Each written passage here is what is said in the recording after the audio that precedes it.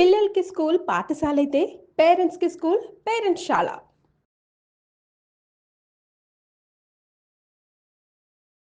వాగర్థావివ సంపృక్తౌ వాగర్థ ప్రతిపత్తయే జగతః పితరౌ వందే పార్వతీ పరమేశ్వరౌ.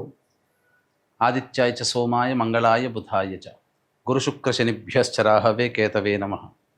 శృంగేరి జగద్గురు పీఠాధిపతులకి కంచి పీఠాధిపతులకి నమస్కారములు తెలియజేసుకుంటూ కార్యక్రమాన్ని ప్రారంభిద్దాం.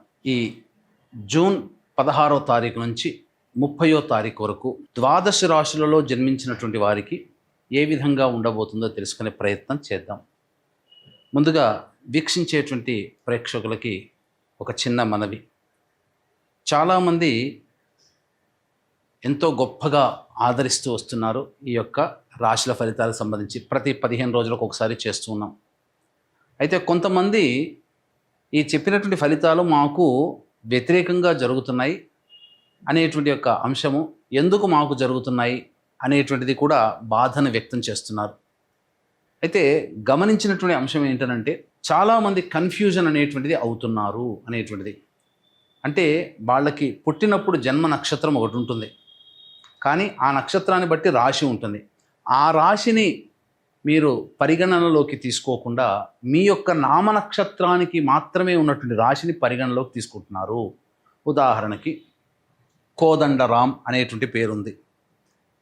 అది ఆ కోదండరాం అనేటువంటి యొక్క రాశి జన్మతః ఉన్నటువంటిది కుంభరాశి అని అనుకుందాం. కానీ కోదండరాం అనే పేరుంది కాబట్టి కేకో హాహి పునర్వసు కాబట్టి మిథున రాశి ఫలితాలని చూసుకుంటున్నారు. జన్మించిన రాశి ఏమో కుంభరాశి అయినప్పుడు నామనక్షత్ర ప్రకారం చూసుకునేటువంటి యొక్క మిథున రాశి ఫలితాలు ఎలా సరిపోతాయి? అది ఒక తప్పు జరుగుతుంది. తెలియనటువంటి రెండవ తప్పు ఏంటంటే చాలామంది ఈ వెస్ట్రన్ ఆస్ట్రాలజీని ఎక్కువగా ఫాలో అవుతున్నారు. చాలా చోట్ల రాశి ఫలితాల్లో మీకు ఏం చెప్పబడి ఉంటుంది? ఉదాహరణకి జూలై 24 నుంచి ఆగస్టు 23 వరకు సింహరాశి అని చెప్పబడి ఉంటుంది. అంటే ఆ మధ్యలో పుట్టినటువంటి వాళ్ళందరూ కూడా సింహరాశి చూసుకోవాలి అని చెప్పి ఆ జొడాయిక్ సైన్ ప్రకారం వాళ్ళు, అదంటే సన్ జొడాయిక్ సైన్ ప్రకారం. మనది రాశి అనేటువంటిది చంద్రుని బట్టి ఉంటుంది. అది మీరు రవిని బట్టి ఉండేటువంటి, రవి ఆ సమయంలో సింహరాశిలో ఉంటాడు కాబట్టి అది రవిని బేస్ చేసుకొని చెప్పేటువంటిది. ఇక్కడ మనం చెప్పుకునేటువంటిది చంద్రుని బేస్ చేసుకునేటువంటిది కాబట్టి మీ యొక్క జన్మ నక్షత్రం ఏదైతే ఉంటుందో ఆ రాశి చూసుకోవాలి. ఆ ఒక నెలలో పుట్టిన వాళ్ళందరూ కూడా సింహరాశి అని అంటే అది అవాస్తవం కదా. కాబట్టి తెలిసి తెలియక అదొకటి ఈ విధంగా చేస్తున్నారు. ఎవరికి తెలియని వాళ్ళకి నామనక్షత్రమే అది చూసుకోవాలి. అందులో కూడా చాలామంది ఇప్పుడు శ్రీనివాస్ అంటే కుంభరాశి చూసుకుంటున్నారు, కానీ చూసుకోవాల్సింది తులారాశి, ఇలా అన్నమాట. కాబట్టి ఈ తేడాని, ఈ మార్పుల్ని మీరు గమనించుకొని అసలు సిసలైనటువంటి మీ రాశి ఏందో దాని ప్రకారం మీ జన్మ పత్రిక ప్రకారం ఉన్నటువంటి రాశిని చూసుకుంటే అప్పుడు మీకు ఫలితాలు కరెక్ట్గా 90% వరకు మీకు మ్యాచ్ అవుతాయి. మనం చెప్పుకునేటువంటిది దినచర్యలలో భాగంగా రోజువారీ కార్యక్రమంలో ఏ రోజు ఆదాయం ఖర్చు ఎలా ఉంటుంది, ఏ రోజు మానసిక పరిస్థితి మంచిగా లేదా ఆందోళనగా ఉంటుంది అనే విషయాల్ని మనం క్లుప్తంగా తెలియచేసుకుంటున్నాం.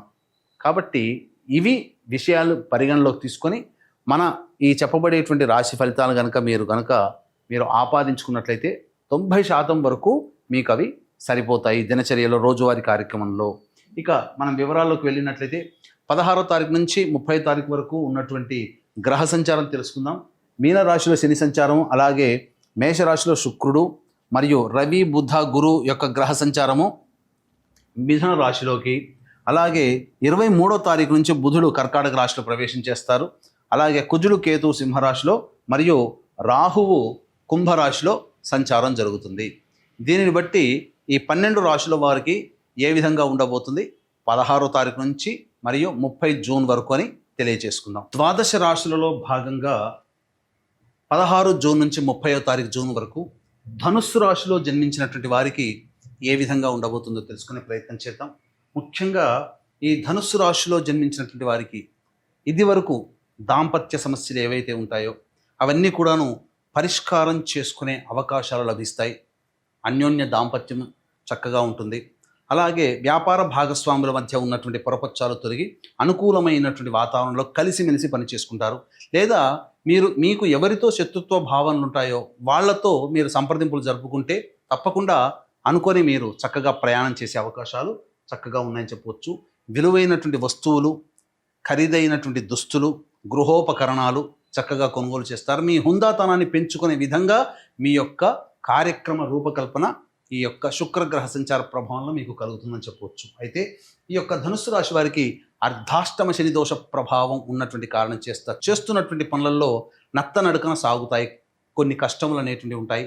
సంతృప్తి పొందలేనటువంటి పరిస్థితి, ప్రతి ప్రయత్నంలో ఒక ఆందోళనతో కూడుకున్నటువంటి జీవన విధానం ఉంటుంది. కాబట్టి దైవానుగ్రహాన్ని పొందే ప్రయత్నం చేయండి. రాహుగ్రహ సంచార ప్రభావం సంపూర్ణంగా అనుకూలంగా ఉండడం, కేతువు కూడా అనుకూలంగా ఉండడం, ఈ కారణం చేత మంచి స్థితిగతులు కలుగుతాయి. తద్వారా మాయా నుంచి మీరు బయటపడతారు. అంటే ఏది సరైనది ఏది సరికాదు అనే విషయ జ్ఞానం మీకు కలుగుతుంది. తద్వారా మీరు ఎంచుకున్నటువంటి రంగంలో ముందుకు సాగడానికి మంచి అవకాశములు, మార్గాలు ఈ రాహుకేతులు మీకు అనుకూలిస్తాయని చెప్పవచ్చు. ఇక ప్రధానంగా చూసుకున్నట్లయితే ఈ యొక్క ధనుస్సు రాశి వారికి బుధగ్రహ సంచార ప్రభావం 22వ తారీఖు వరకు కూడా అనుకూలంగా లేదు. కాబట్టి ఒక వారం రోజుల పాటు అనుకూలంగా ఉండదు. 23వ తారీఖు నుంచి బుధుడు సంపూర్ణంగా అనుకూలంగా ఉన్నటువంటి కారణం చేత పెట్టినటువంటి పెట్టుబడులకి సంబంధించి లాభాన్ని పొందడం అనేటువంటిది జరుగుతుంది. లేదా మీరు ధనపరమైనటువంటి సమస్యల్ని తీర్చుకుంటారు. ఇదివరకు ఇచ్చినటువంటి డబ్బులు రాని బాకీలు 23వ తారీఖు తర్వాత వసూలయ్యే అవకాశం గోచరమవుతుంది. ముఖ్యంగా గురుగ్రహ సంచారము ఈ ధనుస్సు రాశి వారికి సంపూర్ణంగా అనుకూలంగా ఉంది. దైవానుగ్రహం ఉన్నటువంటి కారణం చేత కొద్ది ప్రయత్నంలోనే మీరు ఫలితాలు సాధించుకునే అవకాశం ఉంటుంది. కానీ అర్ధాష్టమ శని దోషం మీకు కొన్ని ఇబ్బందికర పరిస్థితులు. కాబట్టి ఇక్కడ శని మానవ ప్రయత్నాన్ని గట్టిగా చేయమని చెబుతున్నాడు. దైవానుగ్రహాన్ని గురువు అనుకూలిస్తున్నాడు, గుర్తుపెట్టుకోండి. కాబట్టి మీరు నిజాయితీగా కష్టపడండి. తప్పకుండా ఆ శని ప్రభావం నుంచి బయటపడి దైవానుగ్రహమైనటువంటి గురువు మీకు సంపూర్ణముగా యోగాన్ని కలగజేస్తున్నారు. కాబట్టి ఏ పని ఎందైనప్పటికీ కూడాను దైవ ఆరాధన తప్పనిసరి అని ధనుస్సు రాశి వారు గమనించుకోవాలి. ఇక రవి యొక్క సంచార ప్రభావం అనుకూలంగా లేదు. కాబట్టి ఏమవుతుంది, ఉన్నతాధికారుల యొక్క ప్రభావం మీపై ఉండడం, ఒత్తిడితో కూడుకున్నటువంటి జీవన శైలి ఉద్యోగస్తులకి ఉంటుంది. కాబట్టి అదనపు బాధ్యతలు వచ్చే అవకాశం ఉంటుంది. కాబట్టి జాగ్రత్తలు పాటించండి. ఇక కుజగ్రహ సంచార ప్రభావము ప్రధానంగా న్యాయ సంబంధమైనటువంటి విషయాల్లో పైచేయి సాధించడానికి అనుకూలంగా ఉండబోతుంది. మీ ఆలోచనల ప్రభావం వల్ల ఇతరుల మీద మీరు విజయాన్ని పొందుతారని చెప్పవచ్చు. కాకపోతే ప్రధానంగా విదేశీ యానం సంబంధించి చేయు ప్రయత్నాలు కొంత బెడిసి కొడతాయి. కాబట్టి జాగ్రత్తలు పాటించండి. విద్యార్థులకి మీరు అనుకున్నటువంటి కళాశాలలో మీకు లభించాలి అంటే దైవానుగ్రహం తప్పనిసరి అని గుర్తుపెట్టుకోండి. ఇక వివాహానికి సంబంధించి చేయు ప్రయత్నాలన్నీ కూడా కొలిక్కి వస్తాయి. సంబంధాలు నిశ్చయమయ్యే అవకాశం ఉంటుంది. కాకపోతే మూఢమి ఉన్నటువంటి కారణం చేత శుభమైనటువంటి పనులకి మీరు శ్రీకారం చుట్టకండి.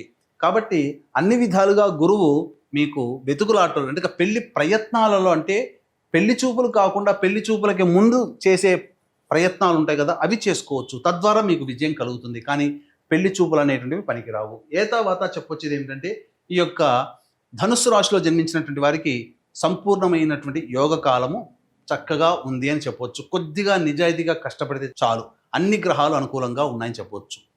ఇక ఈ యొక్క ధనుస్సు రాశిలో జన్మించినటువంటి మహిళలు మీరు కోల్పోయిన చోట మీ యొక్క గౌరవాన్ని తిరిగి పొందుతారు. ముఖ్యంగా సంతానము పొందినటువంటి విజయాల వల్ల కావచ్చు, సంతానం మీ పట్ల చూపించే ప్రేమ ఆప్యాయతల వల్ల కావచ్చు, మీరు చాలా సంతోషంగా ఉంటారు. అన్ని విధాలుగా అనుకూలంగా ఉంటుంది. మీరు అంటే పడని వాళ్ళు మళ్ళీ మిమ్మల్ని ప్రేమగా చూస్తారు, బంధువులు ఆదరిస్తారు, ఇంట్లో మీ మాటకి విలువ పెరుగుతుంది, అన్ని విధాలుగా బాగుంటుంది. కాకపోతే ముఖ్యంగా శరీరంలో తాపము, వేడి ఎక్కువగా ఉంటుంది, శిరోబాధలు ఎక్కువగా ఉంటాయి. కాబట్టి జాగ్రత్తలు పాటించండి. అన్ని విధాలుగా అనుకూలంగా ఉంటుంది. ఈ యొక్క రాశిలో జన్మించినటువంటి మహిళలు సంతానవంతులకు సంబంధించి చక్కటి శుభవార్త వింటారని చెప్పవచ్చు. అలాగే వివాహం కాని అమ్మాయిలకి వివాహ సంబంధాలు కుదురుతాయని చెప్పవచ్చు. అయితే ఇక 16 నుంచి 30వ తారీఖు వరకు ప్రతిరోజు కూడా ఏ విధంగా ఉండబోతుందో తెలుసుకునే ముందు వీక్షించేటువంటి ప్రేక్షకులకి గమనిక. ఈ యొక్క 21వ తారీఖు రోజున అశ్విని నక్షత్రంతో కూడుకున్నటువంటి స్థితి. కాబట్టి ఏకాదశి కూడా ఇంతటి మహాపర్వదినం రోజున మీ జాతకరీత్యా కలుగు విద్య, వివాహ, ఉద్యోగ, దాంపత్య, అనారోగ్య సమస్యల నివారణకి మరియు మేష, మిథున, కర్కాటక, సింహ, కన్య, వృశ్చిక, ధనస్సు, కుంభ, మీన రాశిలో జన్మించినటువంటి వారికి శనిదోష పరిహారార్థమై సర్వదోష నివారణ పూజలు, హోమాలతో పాటుగా సంపూర్ణ నవగ్రహ శాంతి అనేటువంటిది జరిపించి శక్తిపాతము చేయబడినటువంటి శంకరుంగలి మాలని మీకు అందివ్వడం జరుగుతుంది. అవకాశం ఉన్న వాళ్ళు కార్యక్రమ తదనంతరం కాంటాక్ట్ చేసి మీ గోత్రనామాదులు నమోదు చేసుకోవచ్చు. ఇక 16వ తారీఖు రోజున ప్రధానంగా ధన నష్టం ఉంటుంది. కుటుంబ సభ్యులతో వాగ్వివాదాలు ఉంటాయి. మనస్సు ప్రశాంతంగా ఉండదు. ఏదో ఒక వెలితితో మీరు జీవిస్తారు. 17, 18 తారీఖులో కనుక చూసుకుంటే ఇతరుల యొక్క సహాయ సహకారాలతో మీ పనులన్నీ పూర్తి చేసుకుంటారు. అలాగే రాని బాకీలు వసూలు వస్తాయి. ధనపరమైనటువంటి సమస్యలు తీరుతాయి. ఖర్చులకు మించిన ఆదాయం లభించడం ద్వారా సంతోషంగా ఉంటారు. విందులు వినోదాల్లో పాల్గొంటారు. 19, 20, 21, 22 ఈ తేదీలలో చూసుకున్నట్లయితే ముఖ్యంగా మోకాలు నుంచి పాదాలకి దెబ్బలు తాకే అవకాశం ఉంటుంది. వాహన ప్రమాదాలు చోటు చేసుకునే అవకాశం ఉంటుంది. కాబట్టి జాగ్రత్తలు పాటించండి. గృహ మరమ్మతులకి, వాహన మరమ్మతులకి ఖర్చులు అధికంగా ఉంటాయి. తల్లిగారి ఆరోగ్యం పట్ల శ్రద్ధ వహించాలి. ప్రశాంతత లేని జీవితం, సంతోషంగా ఉండకపోతారు, సంతృప్తి పొందలేకపోతారు. ఇక 21, 22 తారీఖుల్లో మీ ఆరోగ్యం పట్ల శ్రద్ధ వహించాల్సినటువంటి పరిస్థితి. వృధా కాలయాపన జరుగుతుంది. ఏ పని చేయాలన్నా సంతోషముగా ఉండదు అని చెప్పవచ్చు. ఇక 23, 24, 25, 26 ఈ 4 రోజుల్లో ఆదాయానికి చక్కగా మార్గాలు సుగమం అవుతాయి. ఖర్చుకు మించినటువంటి డబ్బు మీ చేతికి అందుతుంది. తద్వారా అన్ని యొక్క సమస్యల్ని పూర్తి చేసుకుంటారు. విందులు వినోదాల్లో పాల్గొంటారు. ఇతరుల సహాయ సహకారాలు మీకు లభిస్తాయి. తద్వారా అన్ని పనులని పూర్తి చేసుకుంటారని చెప్పవచ్చు. ఇక 27, 28, 29 తేదీల్లో ముఖ్యంగా ధనపరమైనటువంటి సమస్యలు ఎదుర్కొంటారు. మనస్సు ప్రశాంతంగా ఉండదు. ఏ పని చేయాలన్నా అనాసక్తి, శిరోబాధలు ఎక్కువగా ఉంటాయి. తలపోటుతో ఎక్కువగా ఉంటుంది. తలకి దెబ్బలు తగిలే అవకాశం ఉంటుంది. కాబట్టి జాగ్రత్తలు పాటించండి. ఖర్చుల శాతాన్ని తగ్గించుకోండి. అనవసరపు ఖర్చులు చేయకండి. ఇక 30వ తారీఖు రోజున సంతానం మూలకంగా విభేదాల సమస్యలు పెరుగుతాయి. సంతానంతో లౌక్యంగా వ్యవహరించండి. ఇతరత్ర అన్ని విధాలుగా సానుకూలంగా ఉంటుందని చెప్పవచ్చు. తర్వాత మిశ్రమం కంటే అధికంగా శుభ ఫలితాలు యొక్క ధనుస్సు రాశిలో జన్మించినటువంటి వారికి ఉండబోతున్నాయి.